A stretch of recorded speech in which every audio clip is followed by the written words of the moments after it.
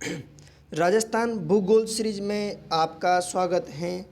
मैं आज आपको राजस्थान के भौतिक स्वरूप के बारे में जानकारी दूंगा कि राजस्थान का भौतिक स्वरूप कैसा है, इसमें कितने प्रतिशत क्षेत्रफल पर मरुस्थल फैला हुआ है और कितने प्रतिशत क्षेत्रफल पर पहाड़ी क्षेत्र है, कितना प्रतिशत क्षेत्रफल पर पूर्वी मैदान स्थित हैं और कितने प्रतिशत क्षेत्रफल पर दक्षिण पूर्वी मैदान स्थित हैं, इसकी जलवायु कैसी है और कितनी जनसंख्या रहती है आदि के बारे में बताऊंगा।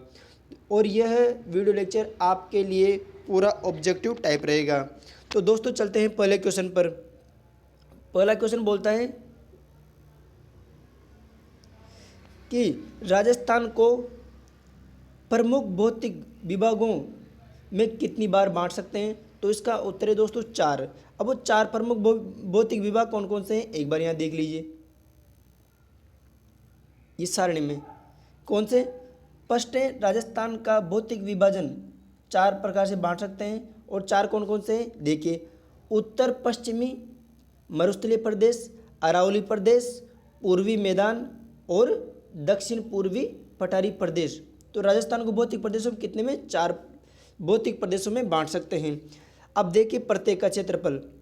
जो उत्तर पश्चिमी मरुस्थलीय प्रदेश है वह राजस्थान में कितने प्रतिशत क्षेत्रफल पर फैला हुआ है, वह फैला हुआ है 61.11% क्षेत्रफल पर फैला हुआ है यहाँ पर। तथा जो अरावली प्रदेश है वह 9.1% क्षेत्रफल पर फैला हुआ है राजस्थान में। तथा पूर्वी मैदान 23.3% क्षेत्रफल पर फैला हुआ है। तथा जो दक्षिण पूर्वी पठारी प्रदेश है वह 6.49% क्षेत्रफल पर फैला हुआ है राजस्थान में। अब इन प्रत्येक प्रदेश में जनसंख्या कितनी निवास करती है वह देख लीजिए एक बार। जो उत्तर पश्चिमी मरुस्थलीय प्रदेश है उसमें 40% जनसंख्या निवास करती हैं तथा जो क्या नाम से अरावली प्रदेश है उस पर कितनी, उस पर निवास करती है 11% जनसंख्या निवास करती है अरावली प्रदेश में। अरावली प्रदेश में 10% जनसंख्या निवास करती हैं तथा जो पूर्वी मैदान है उसमें 39% जनसंख्या निवास करती है। तथा जो दक्षिण पूर्वी पठारी प्रदेश है उसमें 11% जनसंख्या निवास करती है राजस्थान की। अब कितने जिले उत्तर पश्चिमी मरुस्थलीय प्रदेश में आते हैं, वो 12 जिले उत्तर पश्चिमी मरुस्थलीय प्रदेश में आते हैं तथा 13 जिले अरावली प्रदेश में आते हैं। मुख्यतः 7 जिले आते हैं, लेकिन इसमें कोई किसी जिले का दक्षिण पूर्वी भाग है तो किसी का उत्तर पश्चिम भाग है। इनको यदि टोटल जिलों की संख्या गणी जाए तो कितनी है, वह 13 जिले आते हैं। तथा पूर्वी मैदान के अंदर 10 जिले आते हैं तथा जो दक्षिण पूर्वी पठारी प्रदेश है उसके अंदर कितने 7 जिले आते हैं दोस्तों। तथा आप प्रत्येक की जलवायु देखते हैं। जलवायु जो उत्तर पश्चिमी मरुस्थलीय प्रदेश है उसकी शुष्क विषम जलवायु है। शुष्क विषम का मतलब है यहाँ पर कि उत्तर पश्चिमी मरुस्थलीय प्रदेश में जाने पर जोधपुर की जलवायु अलग है, तो जैसलमेर की जलवायु अलग है, बीकानेर की जलवायु अलग है, तो बाड़मेर की जलवायु अलग है। इसलिए इसको कौन सी जलवायु कहते हैं, शुष्क विषम जलवायु की कहा जाता है इसको। तथा अरावली प्रदेश की जलवायु उपाद्र जलवायु है और पूर्वी मैदान की जलवायु आर्द्र है और दक्षिण पूर्वी पठारी प्रदेश की जलवायु अति आर्द्र है। दोस्तों ये सारणी को आप रट लीजिएगा क्योंकि यहाँ से राजस्थान के भौतिक स्वरूप के लगभग 90% क्वेश्चन यहाँ से ही बनते हैं। वन की बात करते हैं हम। उत्तर पश्चिमी मरुस्थलीय प्रदेश में कांटेदार झाड़ियाँ वन पाए जाते हैं तथा अरावली पर्वतीय प्रदेश में उष्णकटिबंधीय कांटेदार झाड़ियाँ वन पाए जाते हैं। तथा जो पूर्वी मैदान में उसमें मिश्रित पतझड़ीय वन पाए जाते हैं। तथा जो दक्षिण पूर्वी पठारी प्रदेश उसमें सघन सदाबहार वन पाए जाते हैं। यहाँ से क्वेश्चन पूछा जाएगा कि दक्षिण पूर्वी पठारी प्रदेश में किस प्रकार के वन पाए जाते हैं, तो आपका उत्तर होगा सघन सदाबहार वन। पूर्वी मैदान में किस प्रकार के वन पाए जाते हैं, तो आपका उत्तर होगा पतझड़ी वन। यहाँ से पूछा जाता है। और क्या पूछा जाएगा कि दक्षिण पूर्वी मरुस्थलीय प्रदेश में कितनी प्रतिशत जनसंख्या निवास करती है, तो आपका उत्तर होगा 40%। इसी प्रकार दोस्तों प्रत्येक क्षेत्र की मिट्टी के बारे में अध्ययन करते हैं कि जो उत्तर पश्चिमी मरुस्थलीय प्रदेश है उसमें रेतीली बलुई मिट्टी पाई जाती है तथा अरावली प्रदेश में काली भूरी पथरीली मिट्टी पाई जाती है। क्यों पथरीली, क्योंकि अरावली पूरा प्रदेश एक पत्थर से निर्मित है, इसलिए यहाँ पर कौन सी काली भूरी पथरीली मिट्टी पाई जाती है। अगला क्वेश्चन है कि पूर्वी प्रदेश, पूर्वी जो मैदानी प्रदेश है उसमें किस प्रकार की मिट्टी पाई जाती है? उसमें पाई जाती है जलोढ़ दोमट मिट्टी। क्यों? क्योंकि यहाँ पर बाणगंगा, बनास, चंबल और क्या नाम से काली सिंध नदियाँ हैं, वो इधर से पहाड़ी प्रदेशों से मिट्टी बहा बहा के लेके आती हैं तथा यहाँ पर इकट्ठा कर देती है, इसलिए इसको जलोढ़ दोमट मिट्टी कहा जाता है। तथा दक्षिण पूर्वी पठारी प्रदेश उसमें काली लाल कचारी मिट्टी पाई जाती है। काली क्यों? क्योंकि दक्षिण पूर्वी पठारी प्रदेश है वह दक्कन के पठार तथा मालवा के पठार के का हिस्सा है, इसलिए यहाँ पर काली मिट्टी पाई जाती है। विशिष्टता क्या है दोस्तों? विशिष्टता के बारे में अध्ययन करते हैं।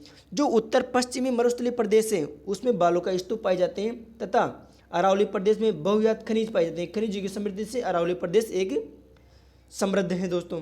तथा उत्तर पूर्वी मैदान है वहाँ पर बीहड़ पाए जाते हैं। बीहड़, सॉरी क्या नाम से, पूर्वी मैदान में बीहड़ पाए जाते हैं क्योंकि चंबल नदी पूर्वी मैदान में होकर बहती है, तो ये क्या करते हैं, नालियाँ प्रदान करते हैं। यहाँ पर बहुत बड़ी बड़ी नालियों के टाइप में बना देती हैं, उन्हें हम बीहड़ कहते हैं। तथा दक्षिण पूर्वी पठारी प्रदेश एक लावा पठार है, मालवा का पठार से निर्मित है, जो कि एक लावे से मिलकर बना हुआ था। ये दोस्तों इस प्रकार अपन इसके बारे में देखते हैं। तो मैं आपको एक सजेशन दूंगा दोस्तों। मेरा सजेशन ये रहेगा कि आप इस सारणी को, जो सारणी बनी हुई है, इस सारणी को आप कंप्लीटली याद कर लीजिएगा दोस्तों।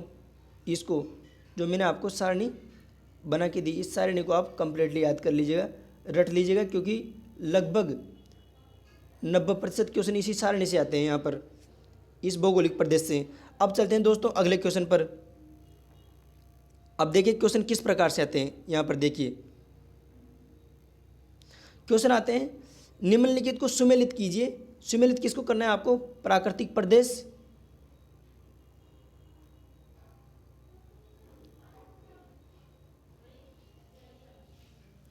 प्राकृतिक प्रदेश तथा औसत वार्षिक वर्षा।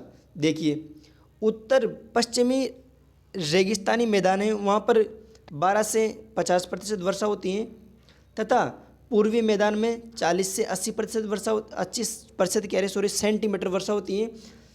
मध्यवर्ती पहाड़ी प्रदेश है उसमें 20 से 90 सेमी वर्षा होती है तथा दक्षिण पूर्वी में 75 से सेमी वर्षा होती है। तो इसका कौन सा उत्तर सही है? इसका 4 उत्तर सही है। अब वर्षा के बारे में मैं आपको एक बार बताता हूँ। देखिए यहाँ पर वर्षा उत्तर पश्चिमी मरुस्थलीय प्रदेश में 10 से 40 के बीच में वर्षा होती है तथा अरावली प्रदेश में 40 से 60 सेंटीमीटर के बीच में वर्षा होती है। तब पूर्वी मैदान है उसमें 60 से 80 के बीच में वर्षा होती है तथा जो दक्षिण पूर्वी पठारी प्रदेश है इसमें सर्वाधिक वर्षा होती है, 80 से 120 सेमी के बीच में वर्षा होती है।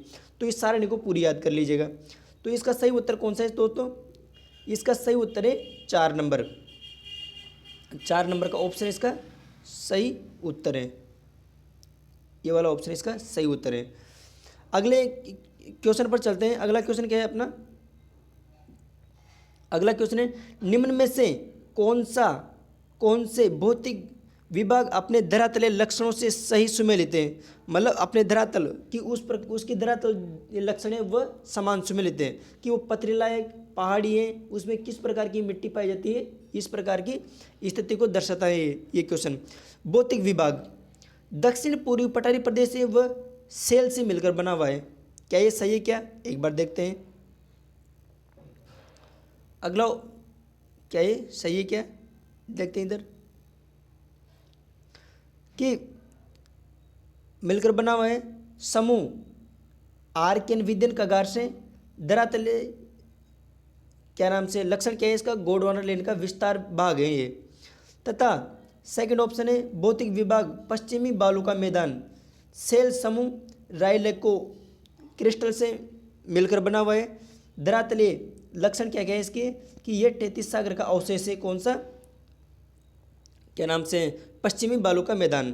थर्ड ऑप्शन है कि भौतिक विभाग अरावली प्रदेश के बारे में। इस जो अरावली प्रदेश है वो कौन सी सेल से मिलकर बना हुआ है? ये दिल्ली अरावली क्रम की सेल से मिलकर बना हुआ है। सही बात है। तथा इसका धरातलीय लक्षण है प्राचीनतम वलित पर्वत श्रेणी। दोस्तों कौन सी? अरावली। तो इसका सही उत्तर है दोस्तों सी ऑप्शन सही है। लास्ट और देख लेते हैं कौन सा। लास्ट ऑप्शन है भौतिक विभाग उत्तर पूर्वी मैदान। ये कौन सी क्या नाम से सेल मतलब चट्टान से मिलकर बना हुआ है? दक्कन लावा विद्यन कगार से मिलकर बना हुआ है। सही बात है। लेकिन इसका क्या नाम से धरातलीय लक्षण क्या है? क्या यह सिंधु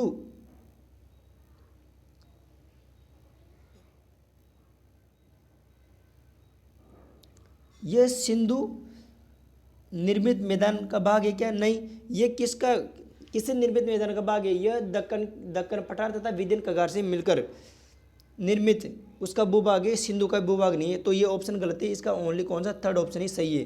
थर्ड ऑप्शन क्यों? क्योंकि भौतिक विभाग अरावली के बारे में बात करते हैं। इसमें कौन सी चट्टानें पाई जाती है? वो पाई जाती है अरावली दिल्ली क्रम की चट्टानें पाई जाती हैं। तथा ये लक्षण कौन सा है? यह प्राचीनतम वलित पर्वतमाला है दोस्तों, कौन सी? सिंधु। यहाँ पर देखिए पूर्वी मैदान भाग मरुस्थल किसी समय 33 सागर जो पूर्वी, अब यहाँ पे एक क्वेश्चन हो रहा है, क्या पूर्वी मैदान भाग है तथा जो मरुस्थल है वो किसी समय किसका भाग था? यह 33 सागर का भाग था।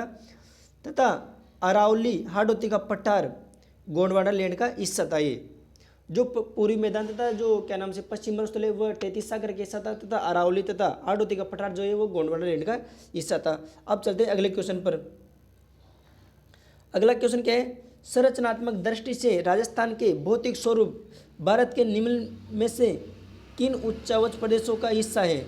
ये दोस्तों कौन से? उत्तर व्रतीय मैदान तथा प्रायद्वीपीय पठार का हिस्सा है। अब उत्तर व्रतीय मैदान तथा प्रायद्वीपीय पठार का हिस्सा किस लिए है? देखिए यहाँ पर अरावली तथा हाडोती का पठार जो है वो प्रायद्वीपीय भारत का हिस्सा है, तथा जो मरुस्थल तथा मैदान भारत है वो उत्तर विशाल मैदान का हिस्सा है।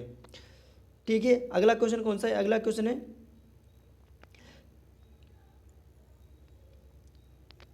राजस्थान के धरातलीय स्वरूप के संबंध में कौन सा कथन गलत है? देखिए अरावली विश्व की प्राचीनतम वलित पर्वत श्रेणी है, सही बात है। उत्तर पूर्वी मैदान सिंधु नदी द्वारा निर्मित भाग है, गलत है, क्योंकि उत्तर पूर्वी मैदान किससे निर्मित है? ये चंबल नदी का प्रभावित प्रदेश है उत्तर पूर्वी मैदान, तथा यह निर्मित है किससे? ये निर्मित है क्या नाम से? दक्कन के पठार तथा विंध्य क्रम की चट्टानों से निर्मित है। तो इसका सही, इसके अनुसार सही उत्तर कौन सा है? इसके अनुसार सही उत्तर है सेकंड ऑप्शन। थर्ड ऑप्शन के बारे में बात करते हैं। पश्चिमी बालू का मैदान 33 सागर का अवशेष है, एकदम सही बात है।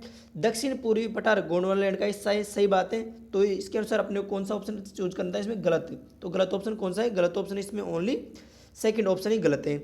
अगले क्वेश्चन पर चलते हैं।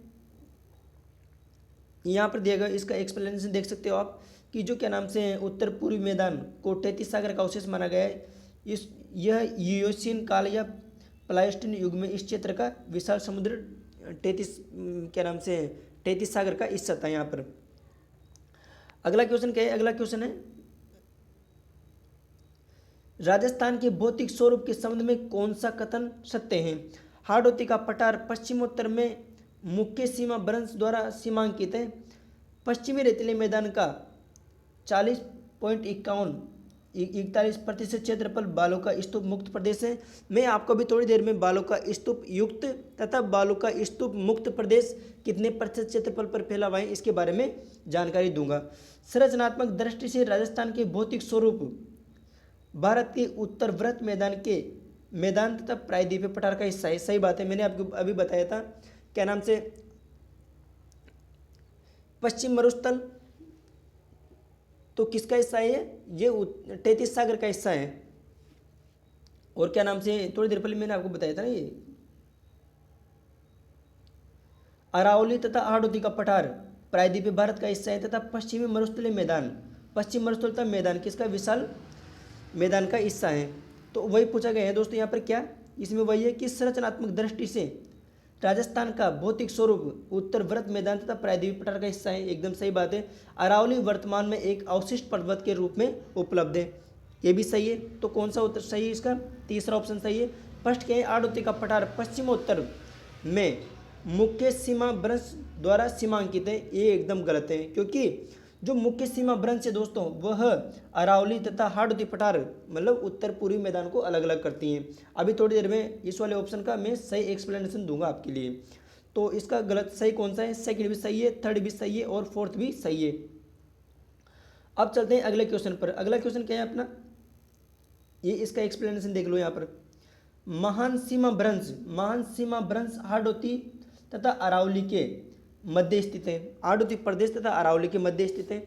इसका विस्तार महान सीमा भ्रंश का विस्तार बूंदी, सवाई माधोपुर, करौली, धौलपुर, चित्तौड़गढ़ में है। यह पठारी भाग उत्तर पश्चिम में अरावली के महान सीमा भ्रंश द्वारा तथा दक्षिण पूर्व में मेवाड़ के मैदान द्वारा सीमांकित है। एक बार देख लीजिए क्या कहना चाह रहा है। ये पठारी भाग कौन सा, हाड़ौती का पठार जिसकी बात करता हूँ, उत्तर पूर्वी पठार, ये किसके द्वारा, उत्तर पश्चिम में, ये उत्तर, ये पश्चिम, ये पूर्व और ये दक्षिण, हाड़ौती का पठार यहाँ पर कहीं ये है।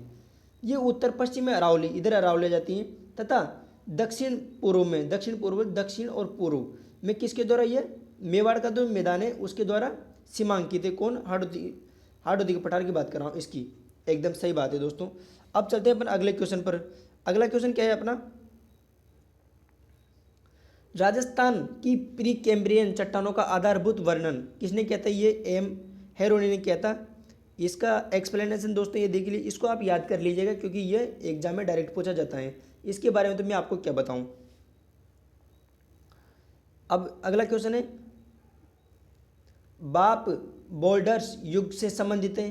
कौन सा, कार्बोनिफेरस, बाप बोल्डर युग से संबंधित है। देखिए, परमियम कार्बोनिफेरस बाप बोल्डर बेड जोधपुर जिले के बाप गांव के आसपास गोलाश्म संस्तर तालचिर बोल्डर के समकालीन माने जाते हैं। जो जोधपुर जिले के आसपास गोलाश्म संस्तर है दोस्तों, जो वो क्या है, तालचर बोल्डर के समकालीन माने जाते हैं।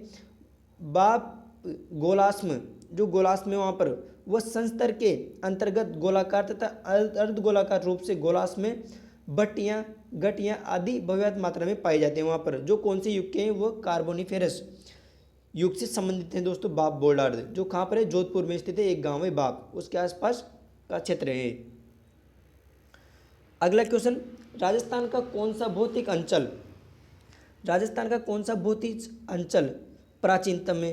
कौन सा, अरावली प्रदेश राजस्थान का प्राचीनतम भौतिक अंचल है। एक बार यहाँ पर इसका एक्सप्लेनेशन देख लेते हैं।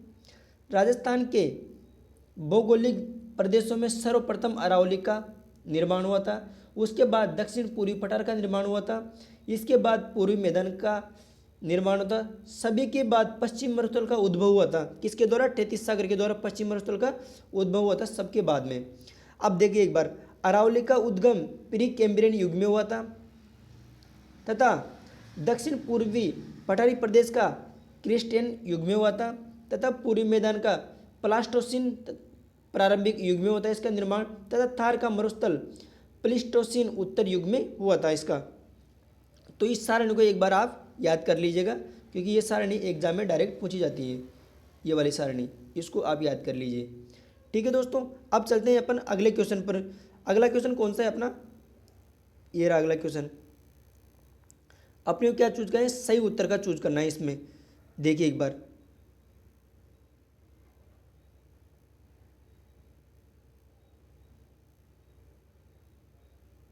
अपने को इसमें सही उत्तर का चूज करना है। राजस्थान में कौन सा युग्म सही है। देखिए यहाँ पर मरुस्थलीय प्रदेश, प्रतिशत मरुस्थल क्षेत्र तथा प्रतिशत जनसंख्या का कौन सा उत्तर सही मैच करता है इसमें। यहाँ पर देखिए 60% मरुस्थल क्षेत्र में 40% जनसंख्या निवास करती है, ये लगभग उत्तर सही है क्योंकि राजस्थान का मरुस्थलीय प्रदेश है, 61.11% मरुस्थलीय क्षेत्रफल है, इसमें 40% कितनी क्या जनसंख्या निवास करती है। तो पहला उत्तर सही है इसका। एक बार देख लीजिए इसके बारे में। ये उत्तर पश्चिमी मरुस्थल प्रदेश, इसका निर्माण काल टर्स्टारी एवं प्लास्टोसिन युग में हुआ था। इसका विस्तार 640 किलोमीटर में फैला हुआ है तथा इसकी चौड़ाई 300 मीटर है। इसकी समुद्र से औसत ऊंचाई 200 से 300 मीटर है तथा समुद्र तल से इसकी ऊंचाई कितनी 200 से 300 मीटर है।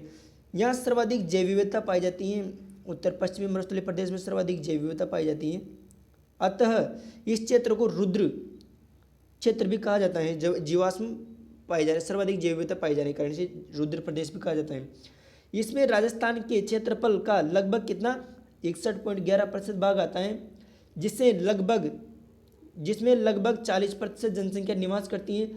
इस प्रदेश का पूर्वी भाग मारवाड़ कहा जाता है तथा पश्चिमी भाग को थार का रेगिस्तान भी कहा जाता है। किसको? उत्तर पश्चिमी मरुस्थलीय प्रदेश का पूर्वी जो क्या नाम से पूर्वी भाग है उसे मारवाड़ कहते हैं तथा पश्चिमी भाग को अपन क्या बोलते हैं? इसके पश्चिमी भाग को अपन इसका थार का रेगिस्तान कहते हैं। अगले क्वेश्चन पर चलते हैं। अगला क्वेश्चन क्या है? राजस्थान का मरुस्थल किस नाम से जाना जाता है? राजस्थान का मरुस्थल थार के मरुस्थल के नाम से जाना जाता है। अगला क्वेश्चन है, राजस्थान में थार मरुस्थल से प्रभावित क्षेत्रफल व जनसंख्या प्रतिशत का कितनी है? वह है 61.11%। तो वहाँ पर क्षेत्रफल है तथा उसमें कितनी 40% जनसंख्या निवास करती है। तो ऑप्शन नंबर सेकंड इसका सही उत्तर है। अगले क्वेश्चन पर चलते हैं। पश्चिमी मरुस्थल राजस्थान के लगभग जितने क्षेत्रफल को घेरे हुए हैं वह है कितना? लगभग में कितने? 61% क्षेत्रफल को घेरा हुआ है। अगला क्वेश्चन है, राजस्थान का लगभग कितने प्रतिशत भूभाग मरुस्थल से घिरा हुआ है? वह है 61% भूभाग मरुस्थल से घिरा हुआ है। दोस्तों इस प्रतिशत क्षेत्रफल जनसंख्या कौन कौन से जिले आते हैं आप इनको तो याद कर लीजिएगा दोस्तों, क्योंकि एग्जाम में बार बार पूछे जाते हैं। देख सकते हो आप यहाँ ये बार बार पूछा जाता है एग्जाम के अंदर। अगले क्वेश्चन पर चलते हैं। अगला क्वेश्चन क्या है?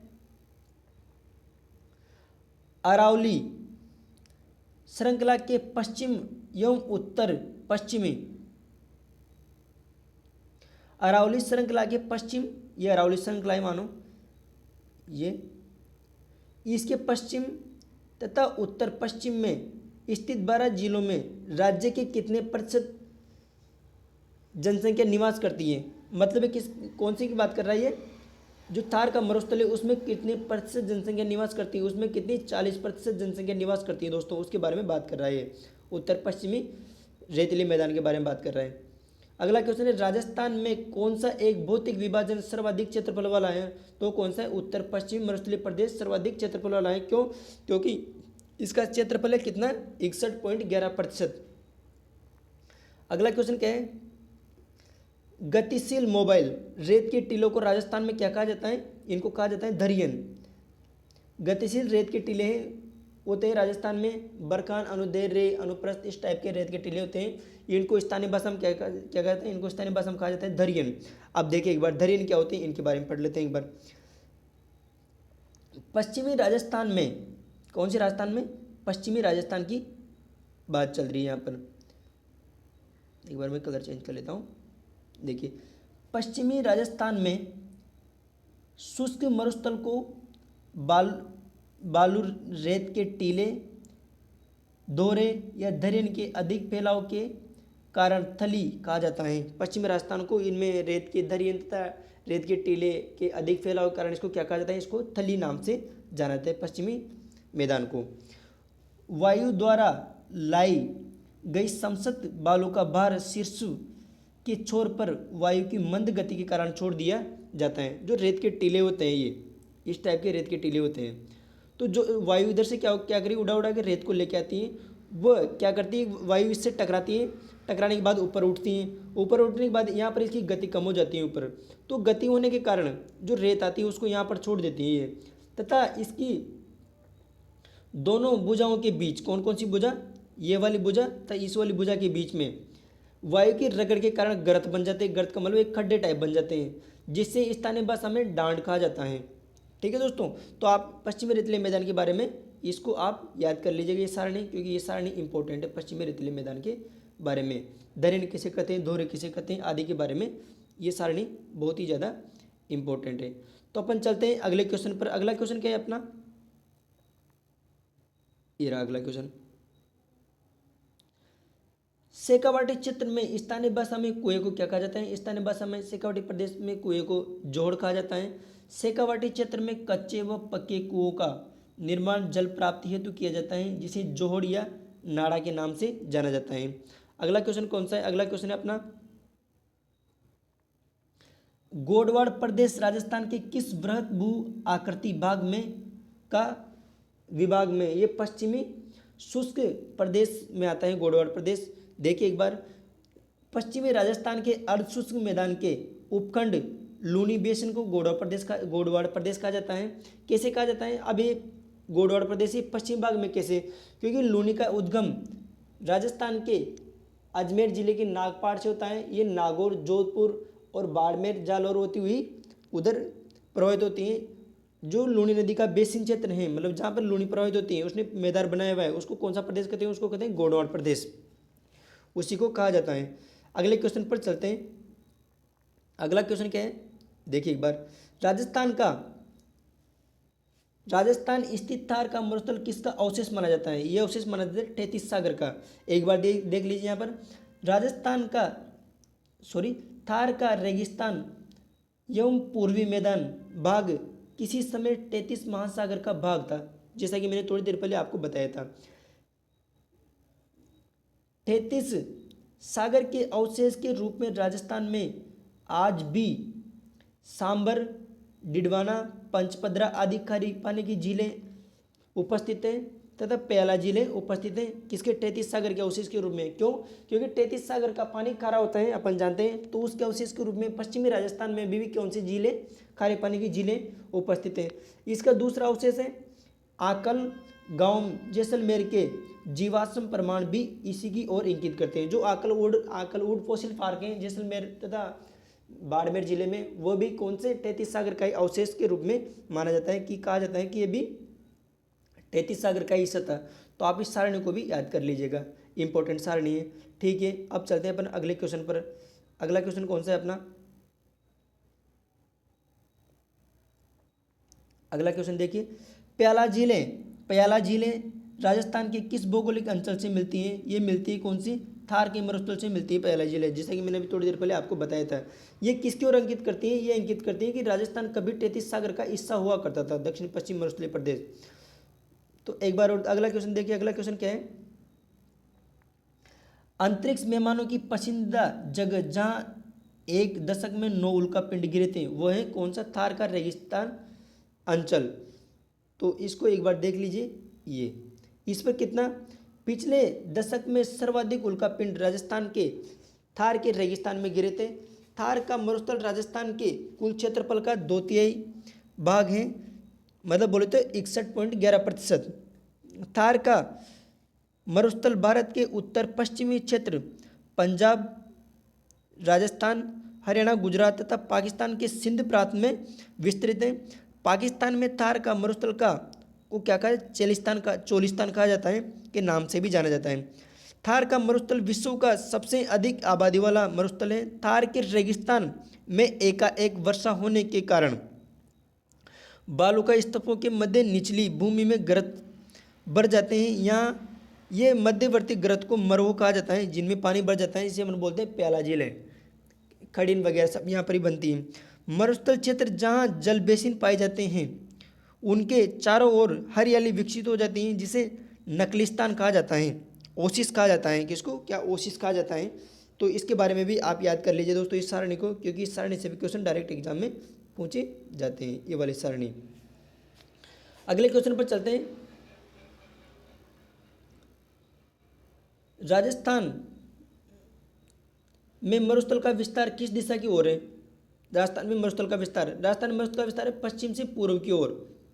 किधर से? पश्चिम से पूर्व की ओर राजस्थान में मरुस्थल का विस्तार है, पश्चिम से पूर्व की इस दिशा में राजस्थान में मरुस्थल का विस्तार है। दोस्तों इसका एक्सप्लेनेशन देख लीजिए एक बार, इसकी व्याख्या, उत्तर की व्याख्या है पश्चिम से पूर्व की ओर राजस्थान में मरुस्थल का विस्तार है। अगला क्वेश्चन है, राजस्थान के भूभाग के क्षेत्रफल का कितना भाग रेगिस्तान है? वह है 2/3 क्षेत्रफल। इसका 4 आंसर में रेगिस्तान विस्तृत है।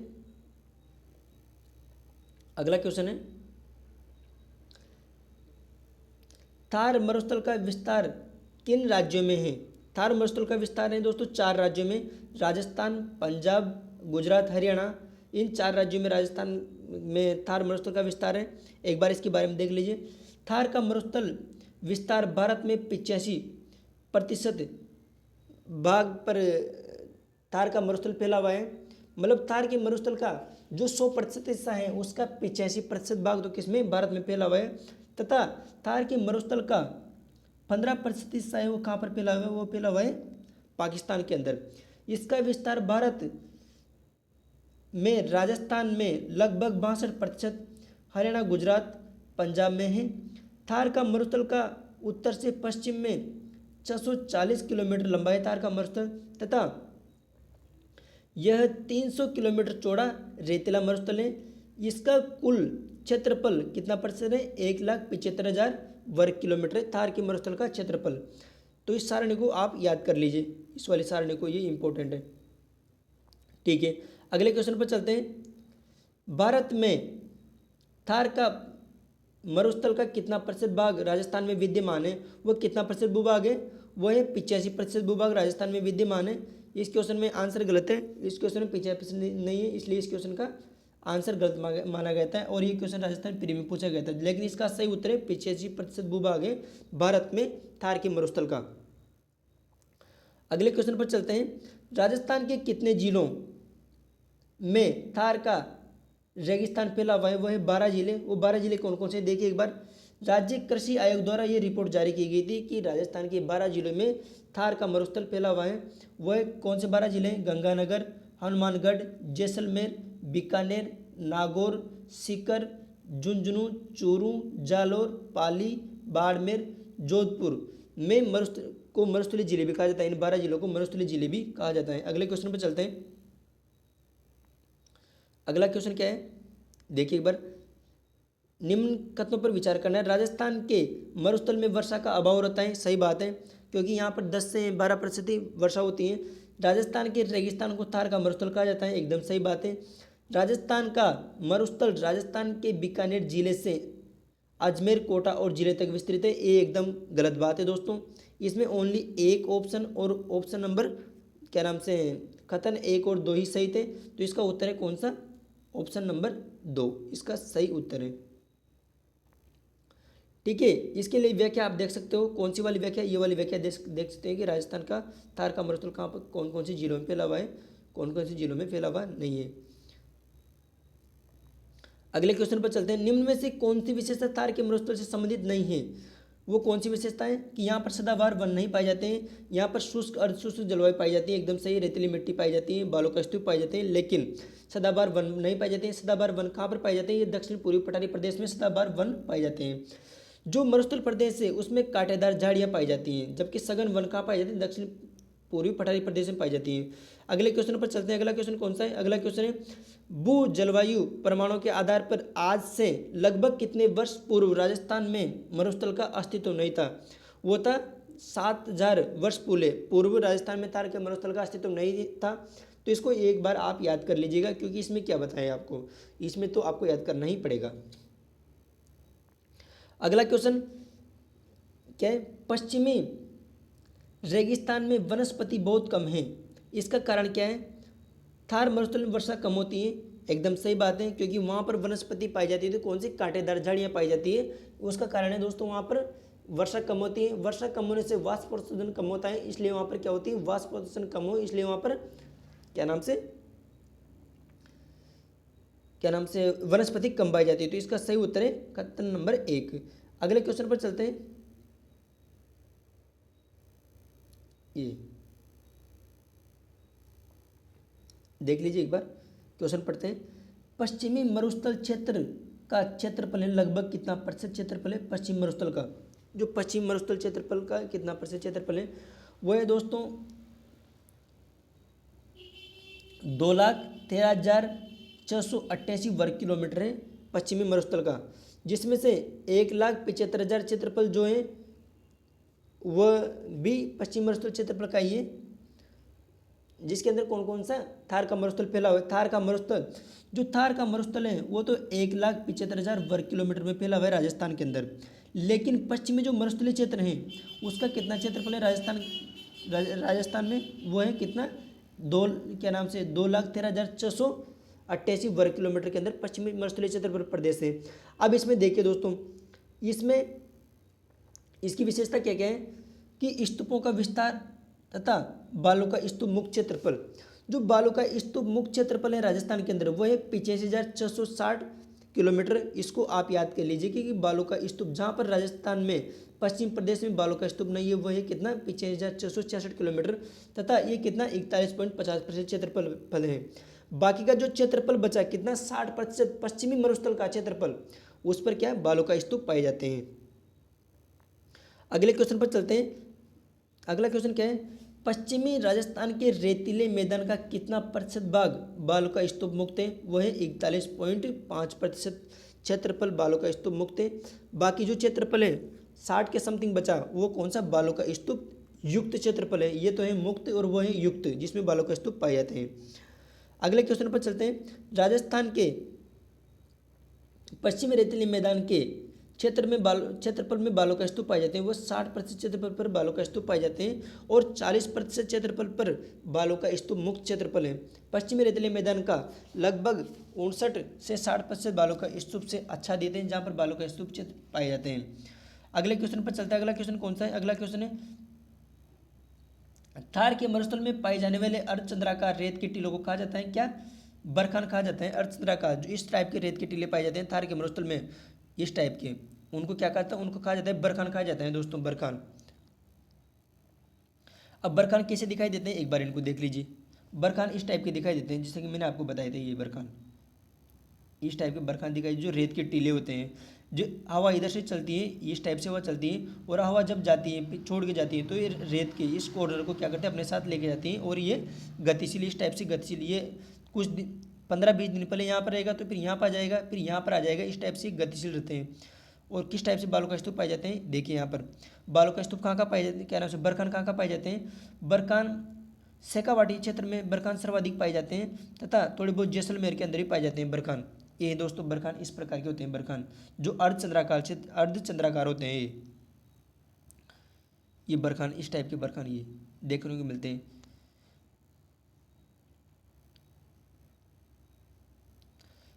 अब आता है कौन सा एक बालू का स्तूप होता है, कौन सा, अनुदैर्घ्य बालू का स्तूप। अनुदैर्घ्य पवन अनुवर्ती बालू का स्तंभ। जो बालू का स्तंभ पवन की दिशा के साथ बनते हैं उन्हें बोलते हैं पवन अनुवर्ती बालू का स्तूप। जैसे कि यदि इस दिशा में पवन चल रही है तो बालू का स्तूप की दिशा भी इसी टाइप से, इसी दिशा में होगी, इस टाइप से चलेंगे बालू का स्तूप, उनको बोला जाता है पवन अनुवर्ती या फिर अनुदैर्घ्य बालू का स्तूप। जो कहाँ पर पाए जाते हैं, वो जो जैसलमेर का पश्चिम दक्षिणी हिस्सा है, वहाँ पर पाए जाते हैं बालू का स्तूप। कौन से, अनुदैर्घ्य बालू का स्तूप। इन्हें लहरदार बालू का स्तूप भी बोला जाता है, या फिर रेखीय बालू का स्तूप भी बोला जाता है इनको। तो अगला बालू का स्तूप है कौन सा, अनुप्रस्थ या ताराभिमुख बालू का स्तूप। जो पवनों की दिशा के समकोण में बनते हैं उन्हें बोलते हैं अनुप्रस्थ।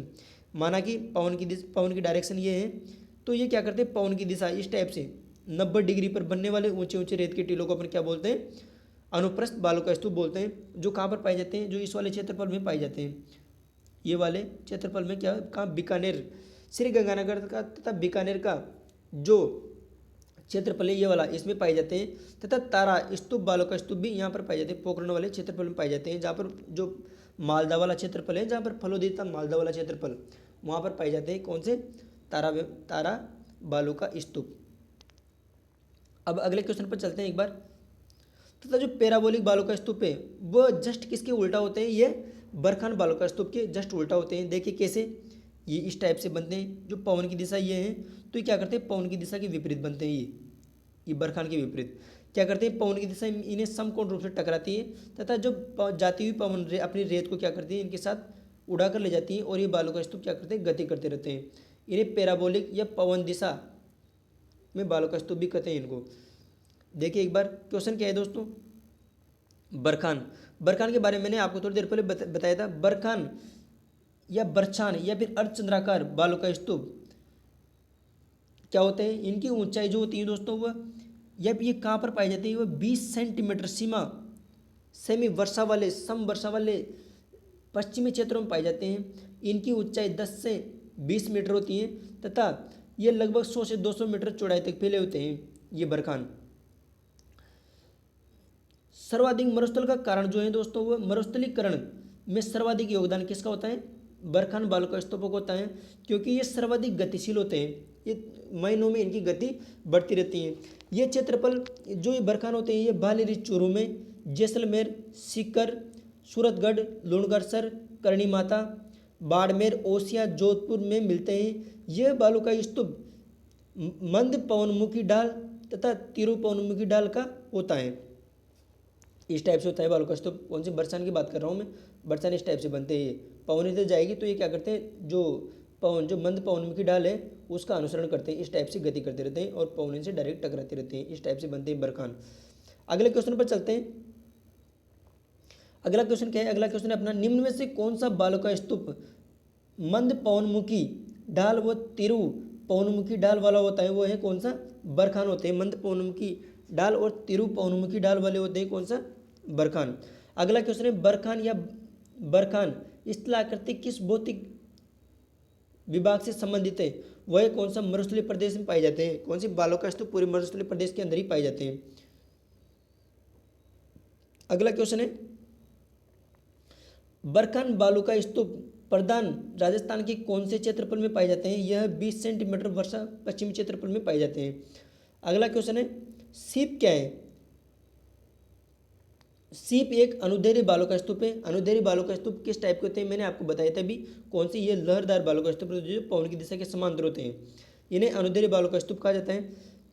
बरखान के निर्माण में जब पवन की दिशा में परिवर्तन होता है, जो बरखान इस टाइप से बरखान होते हैं, इस टाइप से बनते रहते हैं ये। जब बरखान के निर्माण में पवन की दिशा मतलब इस टाइप से, पहले पवन इस टाइप डायरेक्शन में थी, अब पवन इस डायरेक्शन में हो गई।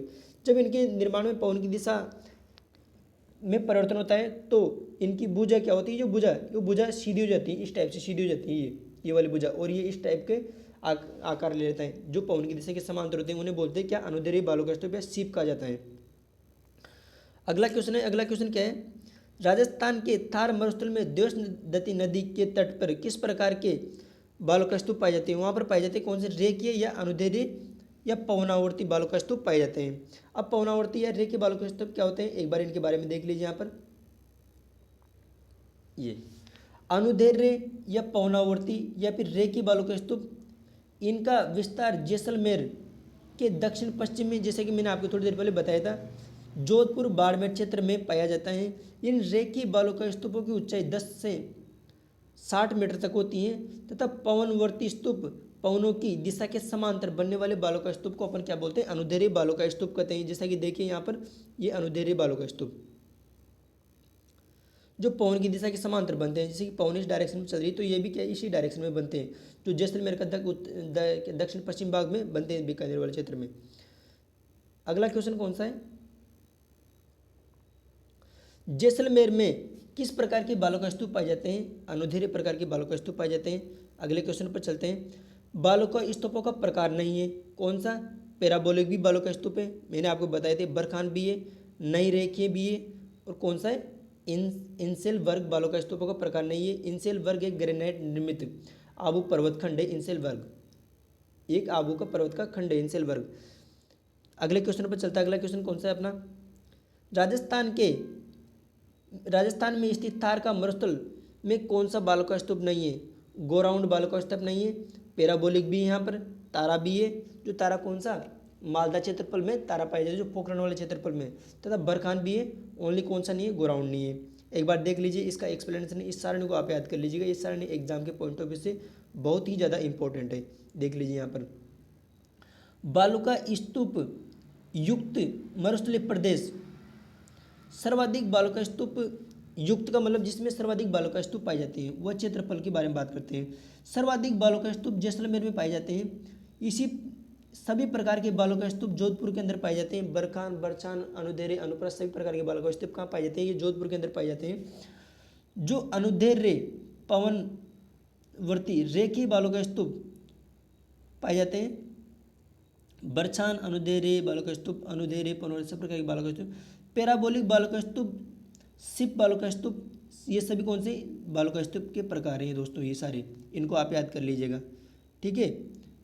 अगला क्या नाम से, अगला पॉइंट क्या है एक बार देखिए, अनुप्रस्थ बालू का स्तूप, अनुदैर्घ्य अपने पल्ले, बरखान पल्ले। अब अनुप्रस्थ के बारे में देख लीजिए। अनुप्रस्थ बालू का स्तूप, इनकी ऊंचाई 10 से 40 मीटर होती है। स्तूपों के मध्य की दूरी, एक स्तूप ये रहा, दूसरा स्तूप, इनके मध्य की जो दूरी वह 500 से 600 मीटर मतलब 1000 मीटर तक की होती हैं। ये पवनों की दिशा के समकोण बनते हैं, अर्थात यदि पवन की दिशा ये डायरेक्शन में है तो रेत के ऊंचे ऊंचे टीले इस प्रकार से ये पवन की दिशा के समकोण में बनते हैं। कौन से वाले? अनुप्रस्थ बालू का स्तूप। ये बीकानेर, हनुमानगढ़ के रावतसर, गंगानगर के सूरतगढ़, चोरू, झुंझुनू जिलों में पाए जाते हैं। कौन से? अनुप्रस्थ बालू का स्तूप। अब तारा बालू का स्तूप की बात करता हूँ मैं। तारा बालू का स्तूप कहाँ पाए जाते हैं? तारा बालू का स्तूप या फिर स्टार सैंडविच बोलते हैं इनको इंग्लिश में। ये हमादा के चारों ओर पाए जाते हैं वाले बालू का स्तूप को तारानुमा बालू का स्तूप कहा जाता है। ये तारा बालू का स्तूप जैसलमेर के मोहनगढ़, पोखरण तथा गंगानगर के सूरतगढ़ क्षेत्रफल में मिलते हैं। तो एक बार दोस्तों, कौन सा बालू का स्तूप कहाँ पाया जाता है, कौन सा बालू का स्तूप कहाँ नहीं पाया जाता है, इनको आप याद कर लीजिएगा क्योंकि यहाँ से एग्जाम में डायरेक्ट क्वेश्चन पूछे जाते हैं। और जिले कितने क्षेत्रफल पर फैले हुए हैं इनको आप याद कर लीजिए, सारणी को आप याद कर लीजिएगा। अगले क्वेश्चन पर चलते हैं। अगला क्वेश्चन क्या है अपना, देखिए अगला क्वेश्चन। आप एनालिसिस कर सकते हो कि कौन सा क्वेश्चन कौन से एग्जाम में कितनी बार पूछा गया है, इसको भी देख सकते हो आप। अगले क्वेश्चन कौन सा है? राजस्थान में निम्नलिखित में से कौन सा एक बालू का स्तूप का प्रकार नहीं है? थली, बरखान, पैराबोलिक, सीप। इसमें से थली किसका नाम है? थली मरुस्थल का नाम है। थली क्या है? मरुस्थल का नाम है, बालू का स्तूप का प्रकार नहीं है। अगला क्वेश्चन, राजस्थान के किस क्षेत्र में अनुप्रस्थ बालू का स्तूप पाए जाते हैं? राजस्थान के किस क्षेत्र में अनुप्रस्थ बालू का स्तूप पाए जाते हैं? ये पाए जाते हैं पुंगलगढ़ वाले क्षेत्रफल में। तो फर्स्ट ऑप्शन सही है इसका। अगला क्वेश्चन कौन सा है? निम्न में से राजस्थान का कौन सा क्षेत्र बालू का स्तूप मुक्त है? कौन सा क्षेत्रफल बालू का स्तूप मुक्त है? वो है फलोदी, पोखरण वाला क्षेत्रफल है जो बालू का स्तूप मुक्त क्षेत्रफल है। और जो कितने परसेंट? 41% भूभाग पर फैला हुआ है, 41.5% भूभाग पर। बालू का स्तूप मुक्त प्रदेश, मरुस्थल के अधिकांश भाग में बालू का स्तूपों का अभाव है। इस क्षेत्रफल को बालू का स्तूप रहित प्रदेश भी कहा जाता है। यह प्रदेश जैसलमेर के चारों ओर लगभग 65 किलोमीटर में पोखरण तहसील के लगभग आधे से भाग में फैला हुआ है तथा जोधपुर के फलोदी तहसील के दक्षिण पश्चिम भाग में विस्तृत है। कौन सा? बालू का स्तूप मुक्त प्रदेश। अगला क्वेश्चन है कौन सा? थार मरुस्थल की स्थलाकृति किस प्रकार के बालू का स्तूपों से फटी पड़ी हुई है? वह कौन से? पैराबोलिक बालू का स्तूपों से थार मरुस्थल की आकृति फटी पड़ी हुई है। एक बार देख लीजिए, राजस्थान की विपरीत हेरियन पिन जैसा बालू का स्तूप को पैराबोलिक, हेरियन पिन जो इस बालू का स्तूप को पैराबोलिक, इस प्रकार का बालू का स्तूप जो हवा इस डायरेक्शन में चलती है उसको क्या बोलते हैं? पैराबोलिक बालू का स्तूप कहते हैं। इस प्रकार के बालू का स्तूप बीकानेर में सर्वाधिक पाए जाते हैं। कौन से? पैराबोलिक बालू का स्तूप बीकानेर में सर्वाधिक पाए जाते हैं। अगला क्वेश्चन, निम्न में से थार मरुस्थल के किस भाग की समुद्र तल से सबसे कम ऊंचाई है? वह कौन सा? दक्षिण भाग की समुद्र तल से सबसे कम ऊंचाई है। इसकी ऊंचाई 200 मीटर है। इसकी समुद्र तल से सामान्य ऊंचाई 200 मीटर और दक्षिण भाग की तो उत्तरी भाग की 300 मीटर सामान्य ऊंचाई है इसकी। ठीक है दोस्तों, तो आज का वीडियो लेक्चर कैसा लगा दोस्तों, इस पर आपकी प्रतिक्रिया दीजिए। मैं अगले वीडियो लेक्चर में इसी राजस्थान के भौतिक स्वरूप को ही अगले वीडियो लेक्चर में देने की कोशिश करूंगा ताकि वीडियो लंबा न हो जाए, इसलिए मुझे यहीं स्टॉप करना पड़ेगा। Thank you for watching this video.